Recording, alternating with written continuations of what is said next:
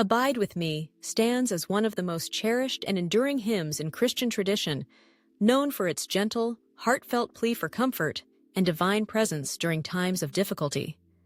Its story begins in the early 19th century with a devoted clergyman named Henry Francis Lyte.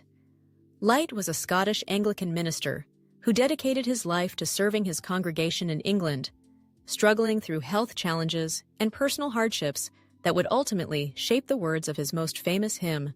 Born in 1793, Henry Lyte faced misfortune from an early age.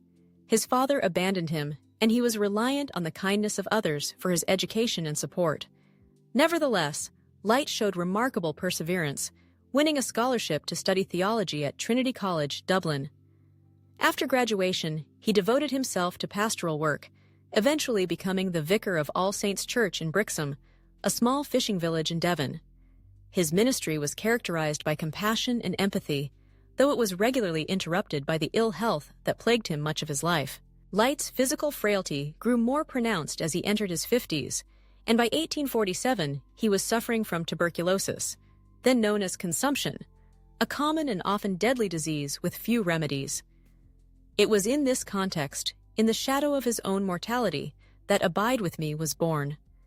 The exact moment of its writing is sometimes clouded by legend, but most accounts agree that Lyte wrote the hymn in the late summer or early autumn of 1847 as he prepared to leave Brixham for a warmer climate in Italy, hoping to find relief for his declining health. On September 4th of that year, after delivering his last sermon to the congregation he had shepherded for over 20 years, Lyte returned to his study, inspired by the words of the disciples on the road to Emmaus, recorded in Luke 24:29. Abide with us, for it is toward evening, and the day is far spent. Understanding that his own time was nearly at an end, Lyte was moved to compose what would become a timeless prayer. Abide with me, fast falls the eventide, the darkness deepens, Lord, with me abide. Lyte sent the finished poem to his family not long before his death, on November 20th, 1847. It was first sung at his funeral. Later, William H. Monk, a renowned English organist and musical editor, set Lyte's text to music, creating the tune now most commonly associated with the hymn. Monk's own life was marked by sorrow, as he composed his tune shortly after the loss of his infant daughter, further infusing the melody with the profound sense of longing and hope that Lyte's words expressed. But what is it about Abide With Me that speaks so deeply to people across generations and circumstances? Its enduring appeal lies in its honesty and universality. The hymn does not shy away from the realities of human existence, the darkness of evening, the inevitability of change, the separation from loved ones, the certainty of death. It echoes the fears and insecurities that most people, at one time or another, must face. Yet, woven through this acknowledgement of life's transience is an unwavering trust in an enduring presence, a divine companionship that does not abandon even in life's final moments. Swift to its close ebbs out life's little day. Earth's joys grow dim, its glories pass away. Change and decay in all around I see. O thou who changest not, abide with me. In these lines, Lyte captures the fleeting nature of earthly joys and the inevitability of loss, while also voicing a hopeful plea to the one who is unwavering, unchanging, and eternal. So what lessons can we draw from the story behind Abide With Me, and how might we use them in our own lives? First and foremost, the hymn reminds us of the value of honesty and vulnerability. Lyte wrote out of a place of deep personal struggle, facing the end of his earthly journey with courage and sincerity. He did not hide from the pain of life, nor did he offer hollow promises of escape from suffering.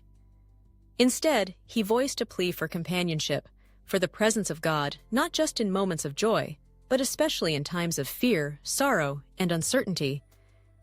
In our own lives, we can be encouraged to confront our difficulties honestly, acknowledging our limitations and seeking help where we need it, whether from friends, family, or our faith. Second, Abide With Me teaches us the power of steadfast faith amid changing circumstances. Everything in life is subject to change. Our health, our circumstances, our relationships, even our accomplishments. Lyte saw this clearly as he looked back on his own life, yet he chose to anchor himself in the certainty of God's presence. This is a lesson we can apply when we ourselves face upheaval or transition.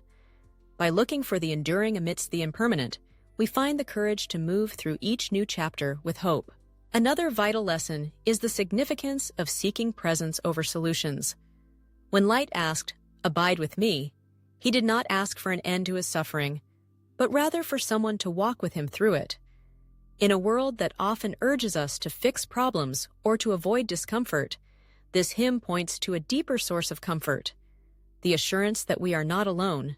Whether we offer our presence to others or seek it for ourselves, the act of simply being with someone in their moment of need can be more meaningful than any attempt to solve their pain. Finally, "Abide with me" is an invitation to reflect on what truly endures. As Lyte recognized, change and decay are all around us, but there is strength in holding tightly to what is unchanging.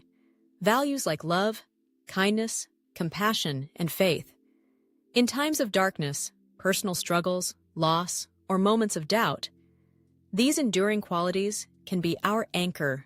Today, "Abide with me" is sung in churches, at funerals, and in moments of collective remembrance and reflection. Its comforting words echo at important national events and personal milestones alike, offering solace to those in mourning and reassurance to those facing uncertainty. In singing or reflecting upon this hymn, we are reminded of the importance of reaching out for companionship, embracing faith in the midst of trials, and finding meaning in presence rather than in outcome. As we journey through life, we might recall the circumstances in which Henry Lyte penned his enduring poem, a simple plea from a man aware of his own frailty, resilient in hope, and trusting in the promise of enduring companionship.